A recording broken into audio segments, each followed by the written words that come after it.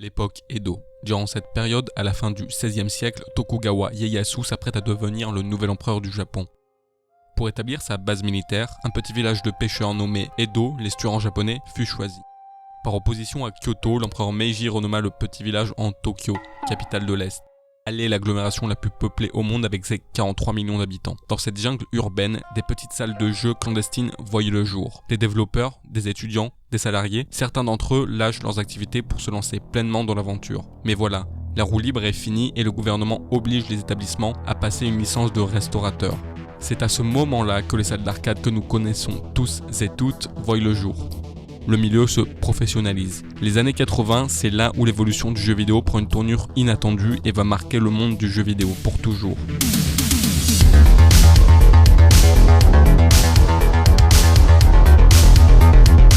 Donkey Kong, Outrun, Street Fighter, Double Dragon, ces noms nous sont familiers. Mais l'âge d'or de la salle d'arcade sont les années 90. De véritables game centers voient le jour, les petites salles ferment par manque de rentabilité et des complexes sont créés par les éditeurs. La rivalité entre Sega, Namco et Taito est grandissante, à tel point qu'ils ne veulent pas installer les licences des autres. Des perles du jeu vidéo sont d'abord créées pour les game centers, comme Street Fighter 2 par exemple, avant d'être portées sur console de salon. Mais voilà, ces années sont révolues, l'offre et la demande ayant changé avec la montée grandissante des consoles de salon.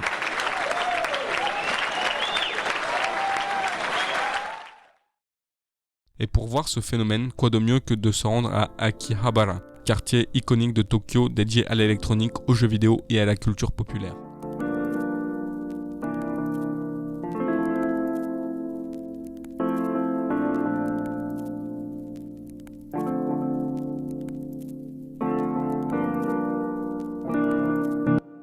Pour m'essayer à cette expérience, j'ai décidé de me rendre au club Sega. Il est facilement reconnaissable grâce à sa devanture rouge flamboyante et son logo iconique ayant marqué toute une génération.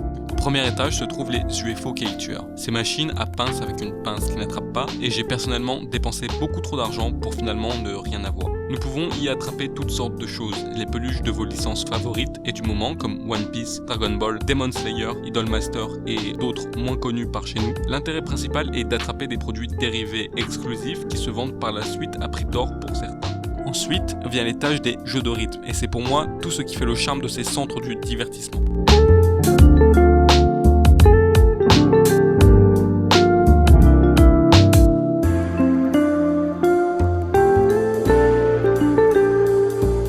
J'ai adoré Waka, un jeu de rythme haut en couleur avec un contrôleur tactile et sur 360 degrés. Pour 100 yens les 3 parties, c'est peut-être selon moi le plus rentable et avec le plus de fun auquel j'ai pu m'essayer. D'autant plus que l'ambiance qui y règne, colorée et dans un bois typique des salles d'arcade japonaises, nous dépayse.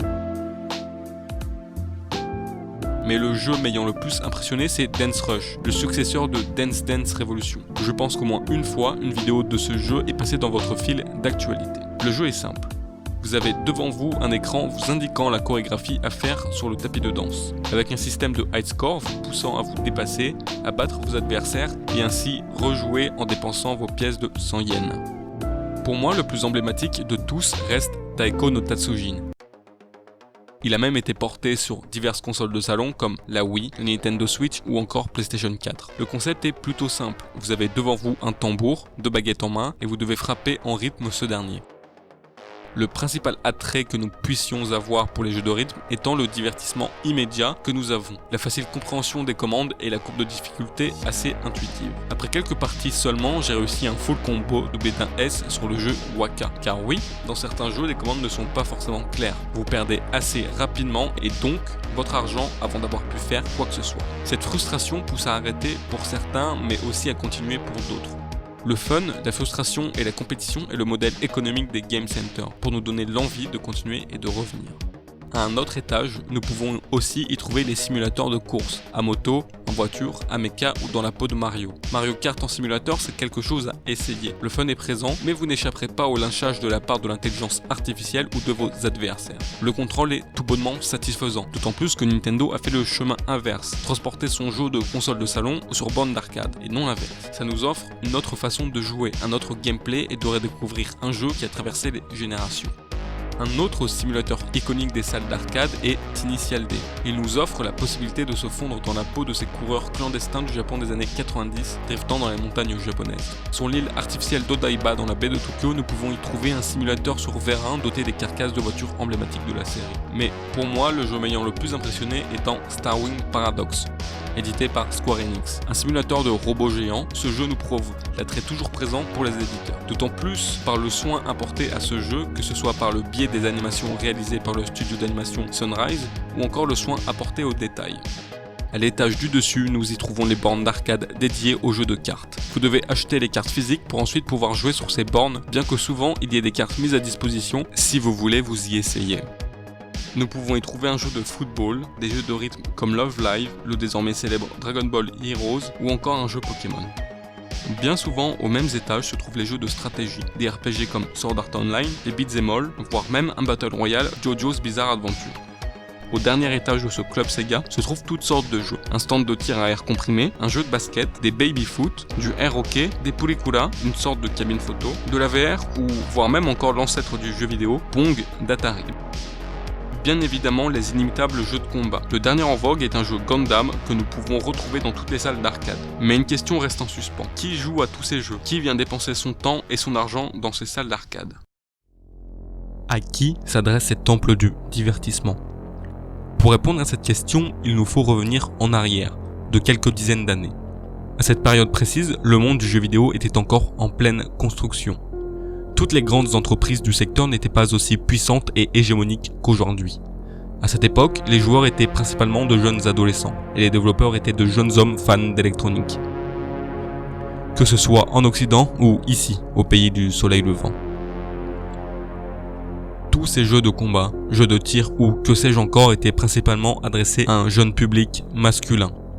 Seulement voilà, c'est une réalité certaine pour les premières salles d'arcade, mais avec la popularité grandissante de la salle d'arcade, les constructeurs se sont mis en tête de toucher un nouveau public, pour accroître leur rentabilité et ainsi proposer de nouvelles offres. C'est avec la venue des game centers que la population a évolué. Nous pouvons y voir toutes sortes de personnes, d'âges différents, d'horizons différents et surtout une grande mixité au niveau du genre. Car oui, les constructeurs ont réussi un tour de force en transformant leur salle d'arcade en centre de loisirs, en véritable temple du divertissement. Tout ce succès est dû à l'évolution du support en lui-même et sa grande variété de jeux.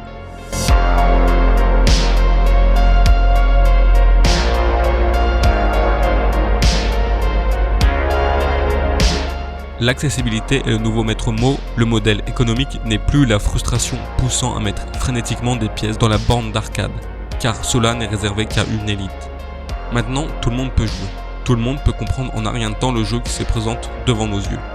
Ayant pour preuve, nous, étrangers, ayant la barrière de la langue, nous pouvons comprendre ce qu'il se passe devant nous. La grande variété d'offres, quant à elle, permet de toucher tout le monde. Tu n'aimes pas les pinces, tu as les jeux de rythme. Et si tu n'aimes pas ça, il y a encore les jeux de stratégie. Et ça n'en finit pas tellement l'offre est assez large pour combler toutes les demandes. Le fait est qu'il y a plus de 6000 salles réparties dans tout le Japon, dans les grandes métropoles, tout comme dans les petites villes. Énormément de Japonais s'y rendent. Mais pourquoi ? Pourquoi se rendent-ils dans ce genre d'endroit? Qu'est-ce qu'il y a de si particulier? Quelles en sont les raisons? Quand nous rentrons dans ce genre de salle, il faut d'abord comprendre le spectacle unique qui se trouve devant nos yeux. Toutes ces couleurs, tous ces sons, ce brouhaha ambiant, tous ces joueurs qui s'amusent, toutes ces personnes au niveau incroyable, nous sommes plongés dans le noir, nos sens sont en ébullition et nous y perdons toute notion du temps. Le fait est que nous venons aussi car nous allons y trouver des activités uniquement faisables dans les game centers. C'est le cas de nombreux jeux cités précédemment. Bien souvent, ce sont des exclusivités et sont développés par les éditeurs pour les salles d'arcade. La raison principale étant que ces éditeurs sont aussi propriétaires des salles, comme Sega, Taito ou Konami par exemple. Il est vrai que nous retrouvons ces jeux déjà disponibles sur console de salon, comme avec les jeux Nintendo avec Mario Kart ou Mario et Sonic aux Jeux Olympiques. Les iconiques jeux de combat avec Tekken, Street Fighter et Gundam. Quand bien même ces jeux sont déjà disponibles chez nous, les installations, le gameplay, l'ambiance des salles en font une nouvelle expérience et donc un nouveau jeu à part entière. Nous n'allons pas jouer à ces jeux de la même manière, pour les mêmes raisons et pour les mêmes expériences, ce qui rend l'expérience du jeu unique. Il faut rajouter à cela que c'est devenu un phénomène de société, une partie iconique du Japon. On ne compte même plus le nombre de vidéos à ce sujet sur YouTube. Si pour les étrangers, les Game Center est une attraction touristique, pour les Japonais, en revanche, c'est légèrement plus complexe que ça. En essayant de regarder ça avec un œil extérieur, le phénomène s'explique par la société japonaise elle-même. Si, pour nous, occidentaux, il est normal de se rendre chez nos amis ou nos connaissances, ça l'est beaucoup moins pour nos amis japonais. Il est bien plus rare, par chez eux, de venir en bande chez les copains pour jouer au dernier jeu sorti. Pour cela, il faut être assez proche. C'est le même phénomène qui explique pourquoi les Japonais se rendent beaucoup plus au restaurant et les prix attractifs de ces derniers. Ce qui fait des Game Centers un point de rendez-vous. Après les cours, après le travail, on s'y rend pour passer quelques minutes, voire même quelques heures. C'est d'autant plus vrai avec le faible coût des installations, 100 à 200 yens pour une partie, voire plusieurs. Un système de réduction avec une carte de fidélité, ou bien même une réduction si on paye pour plusieurs parties. Ce qui en fait un lieu de choix pour les sorties entre amis, et il n'est pas rare de voir des couples s'y promener, ce qui est renforcé par le fait de vouloir attraper l'objet désiré pour sa moitié, ou encore avec les jeux permettant de jouer à plusieurs. Et c'est ça la force des Game Center. Ce n'est plus un simple lieu pour se divertir, c'est devenu un lieu favorisant les interactions sociales. Vous pouvez rester des heures à admirer le niveau de toutes ces personnes, à trouver à quel point elles sont incroyables. Vous voulez vous dépasser votre propre score ou celui de vos amis. Vous pouvez y rester des heures à insérer votre précieuse monnaie. Et c'est d'autant plus vrai à plusieurs, car nous voulons montrer ou afficher notre supériorité et ainsi que nos compétences. C'est pour cela que certains Japonais y consacrent tout leur temps, reviennent encore et encore, pour afficher le meilleur score de la salle pour devenir la légende imbattable. C'est d'autant plus vrai qu'en dehors des salles d'arcade, des tournois y sont organisés. À l'image de Dance Dance Revolution, où le plus fort des joueurs se retrouve et s'affronte pour le titre du meilleur joueur. L'un des tournois les plus connus est le Konami Arcade Championship. C'est un tournoi se déroulant partout dans le monde et sa finale se déroule au Japon, à Tokyo plus précisément.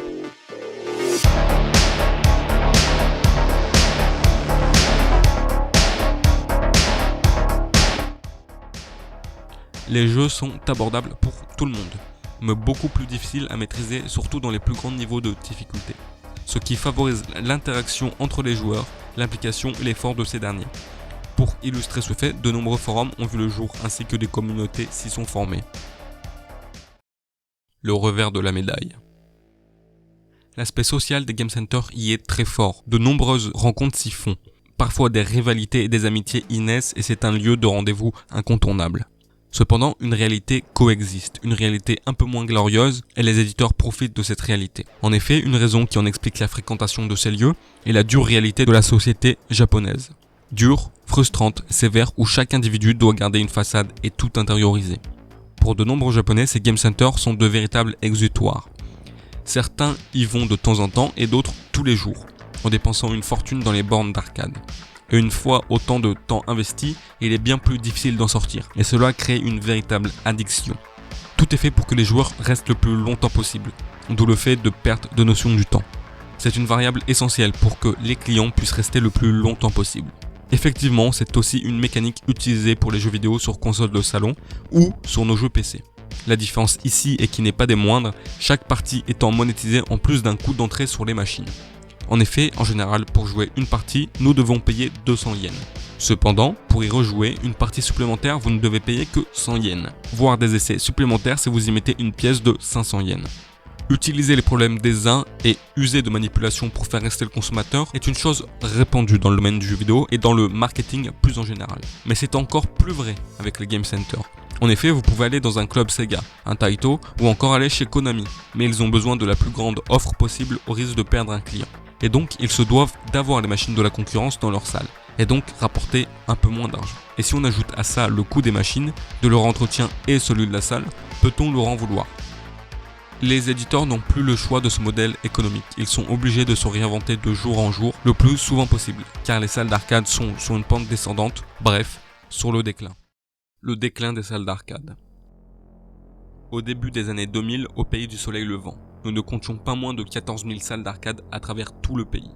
Cependant, 17 ans plus tard, il n'en reste que 5 000. Cela reste énorme, mais c'est quand même une perte de 9 000 salles et ce n'est pas rien. Il y a plusieurs raisons à ça. Tout d'abord, le miracle économique japonais. Pendant les années 70 et 80, c'était très facile pour créer de nouvelles salles. le produit intérieur brut était monstrueux et les entreprises enregistraient un chiffre d'affaires colossal. D'autant plus que les ménages avaient eux aussi plus de moyens. Et vient alors la décennie perdue. Les années 90, bien qu'étant l'âge d'or des game centers, cela n'en reste pas moins le résultat des 2 dizaines d'années l'ayant précédé. Cela a donc ralenti l'expansion et la volonté des éditeurs dans ce secteur. Il ne faut pas oublier la crise économique de 2008 et les catastrophes de 2011, ayant laissé de nombreuses zones à l'abandon, créant ainsi de véritables villes fantômes. Une raison évoquée, c'est la démocratisation des jeux sur console de salon entre les années 2000 et 2017. Avec des jeux de plus en plus réalistes, à des prix toujours plus accessibles. L'offre de jeux AAA étant aussi plus séduisante, même si, chez nos amis japonais, ce n'est pas les jeux occidentaux les plus consommés, mais ceux des éditeurs japonais.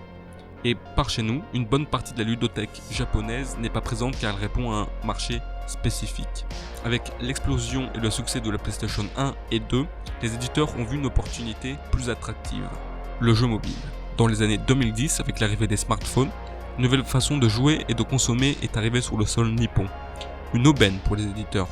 Des jeux beaucoup moins chers à produire, des coûts pour les installations réduits à néant et surtout bien plus compatibles avec le mode de vie japonais. Il est beaucoup plus facile de jouer avec son jeu disponible dans la poche et nomade, discret. Les joueurs peuvent jouer sur le trajet avant d'entamer leur journée de travail ou étudiante. Il s'agit d'un autre défouloir mais bien plus facile d'accès et en apparence moins coûteux, c'est plus attractif. La conclusion.